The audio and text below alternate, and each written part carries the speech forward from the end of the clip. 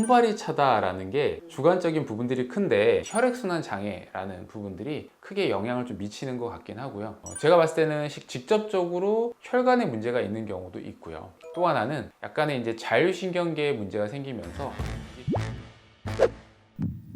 안녕하세요. 네, 안녕하세요. 네네. 네, 지금 겨울철이 돼서 바람도 많이 불고 기온이 뚝 떨어졌잖아요. 아, 맞아요. 네. 근데 제가 좀 수족냉증이 있어가지고 손발이 차다. 네, 이게 미세혈관이라고 해야 되나? 그렇죠. 이게 어떤 문제인지 궁금해가지고. 손발이 차다라는 게 주관적인 부분들이 큰데 이게 실제 객관적인 증거들 혹은 객관적인 검사를 통해서 확인하는 방법들이 이 수족냉증이 심한 분들이나 이게 검사를 통해서 확인할 수가 있어요. 수족냉증 혹은 손이 굉장히 차다 이런 분들 보면 레이노 신드롬처럼 차가운 환경에 노출되면 급작스럽게 혈관이 수축하면서 손가락 색깔까지 변할 정도로 파랗게 까맣게 변하기도 하고 이렇게 변할 정도로 심한 변화가 나타나는 경우도 있고요.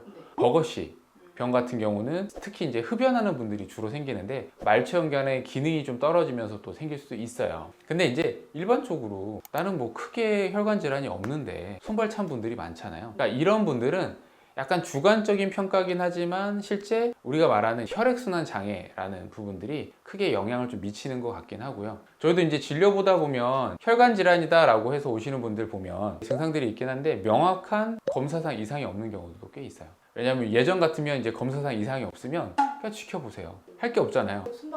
손발은 차고 그러면 이제 하는 방법들이 보존적 방법입니다. 이제 대증요법, 손발 따뜻하게 하세요. 이렇게 수면 양말 좋고요. 손에 장갑 끼시고요. 최대한 그런 차가운 환경에 노출되지 않도록 하시고 보온하는 장비들 있잖아요. 그런 장비들 잘 차시면서 쓰세요라고 하시죠. 최근에는 이제 그런 부분들도 영향이 좀 있지만 제가 봤을 때는 직접적으로 혈관에 문제가 있는 경우도 있고요. 또 하나는 약간의 이제 자율신경계에 문제가 생기면서 이게 조절 능력이 떨어지면서 우리가 온도 변화에 이 자율신경이 제대로 반응 못하면서 생기는 경우도 있는 것 같아요. 그래서 혈관 질환 중에 말초 동맥 질환이 있어서 그럴 수도 있고 혹은 정맥 질환이 있어서 혈류를 제대로 심장 쪽으로 못 보내주면서 정체되면서 차고 시리고 이런 이상 감각들이 나타나는 경우도 있는 것 같기도 하고요. 우리가 자율신경이라는 게 교감신경, 부교감신경이 있어서 환경에 노출됐을 때 우리 몸이 적응하려도 이제 도와주는 이제 신경이잖아요. 우리가 신경 쓰지 않아도 알아서 해주는 건데 이게 이제 기능이 떨어지는 거죠. 이런 게 원인들은 되게 다양한 것 같아요. 그래서 현대인들이 가장 크게 문제가 되는 게 일단은 스트레스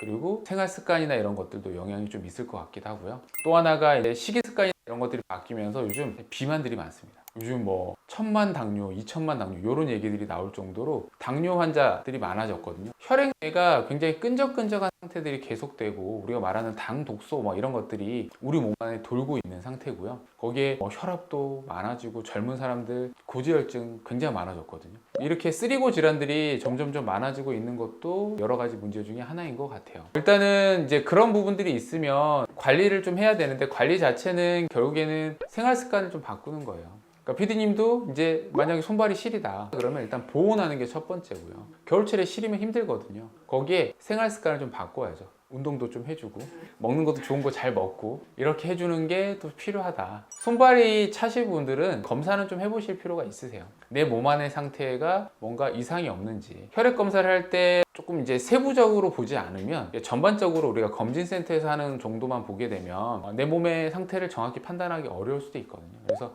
혈액 검사든 이런 것들을 세부적으로 좀 해볼 필요는 있을 것 같아요. 근데 아까 처음에 이상이 없으면 그냥 돌려보내지 않나요? 대부분 그래요. 네. 딱 봤을 때 이게 명확하지 않으면 뭐 CT를 찍을 수도 있죠. 근데 CT 찍으면 보통 괜찮거든요. 그런 검사를 통해서 이상 없으면 돌려보냅니다.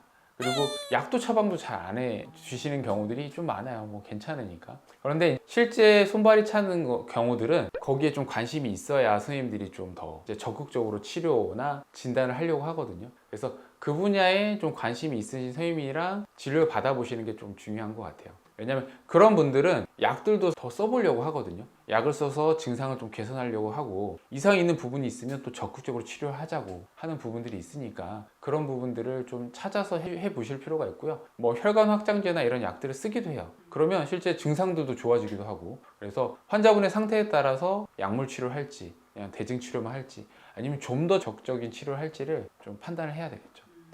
홍삼차 이런 걸 먹으면 좀 나아진다 그런 걸 봤거든요.